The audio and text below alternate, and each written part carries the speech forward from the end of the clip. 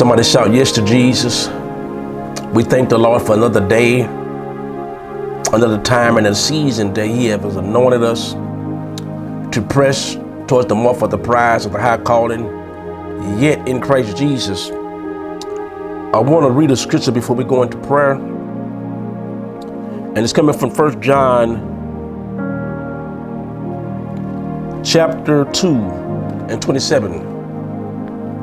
But the anointing which you have received of Him abideth. Abideth means to dwell within, in you. And you need not any man teach you, but as the same anointing teaches you of all things, and is truth, and is no lie, and even as it have taught you, you shall abide in Him. Let's pray. Father, in the precious name of Jesus, we thank you for your infinite wisdom. We thank you for your word, which is quick and powerful and sharper than any two-edged sword. You told us to seek you in Matthew 6:33. You told us to press towards the mark for the prize of the high calling. So God, we come humble servant. We come to acknowledge you in all thy ways, knowing you shall direct our path. You told us to not be weary in our well-doing, but just to pour out our light. But in due season, somebody shout season, you shall reap, get this, if you faint not. Faint means to give up. Don't give up, people of God. Stay on the wall. Continue to press towards the mark for the prize of the high calling. Continue to abide. Abide means to stay in the word of the Lord. Stay plugged in to the word. Meditate on the word. Get a recharge from the word through the Holy Spirit. Somebody shout yes to Jesus. God, we lift up issues and problems and concerns and things we can't figure out, things we don't understand, things we don't know the answer to, things that we know, God, and if we put it into your hands, you have a solution. You have an antidote. You have a remedy. You have a prescription that's dedicated, that's prescribed specifically for that issue. And we know we can trust you. We believe your holy word. Why is that important? Why? Because the Bible declares your word, get this, people of God, shall never, and forget this, return unto thee void. Do you know what that means? That means when God speak a thing, when God decree and declare a thing, that word won't make a U-turn, or word won't come back.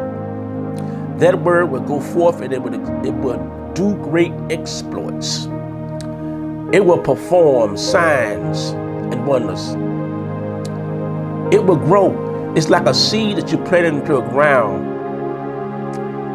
A farmer plants a seed with expectation that God will move, God will transform, God will stir, God will birth life. Somebody shout life in a dead situation. The prophet in the Bible days prophesied of the valley of the dry bones. He said, he was speaking to the dried up bones, said, can these bones live? The answer was yes. So he spoke life. And that's what we're doing on tonight. We're speaking life. Where there seems to be hopelessness, where there seems to be nothing been manifested.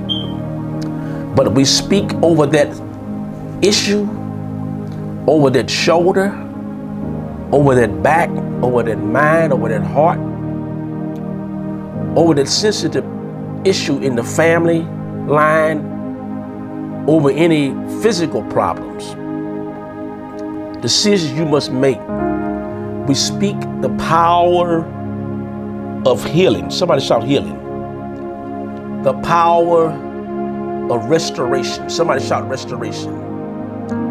And we decree and we declare a transformation in a good way. And we pray that God will manifest His wisdom, His love, His compassion, along with the fruit of the Spirit, according to the Galatians chapter 5, verse 22. And we glorify you, God. And we know, God, you're the Alpha, you are the Omega, and you are the first and you are the last. It's one thing I can say this, and the Bible backs it up. Anything that God says, not might, not possibly, but it will. It will grow. It will transform. It will heal. Whatever God sent it to do, you must expect it to come to pass. So we say thank you. We praise you. We welcome God in our heart. We welcome God in our mind. We welcome God over things that Satan thought he had a hold of. Yes. The enemy thought he had the victory.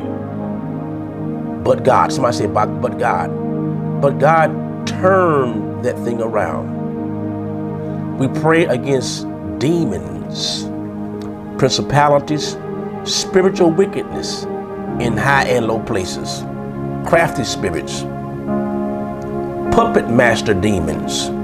That spirit, that's a spirit that likes to be in control of stuff, like a real puppet master, dangling, controlling folks, telling folks what to do. We gotta pray that the power of God will cast that spirit out of the mind. This we pray. Somebody shout in Jesus' name. You all continue to be blessed and continue to grow and be fruitful in the eyes of the Holy Ghost. You all be blessed and continue to abide and stay connected to God. Why? God is real in your heart and in your mind. Y'all be blessed.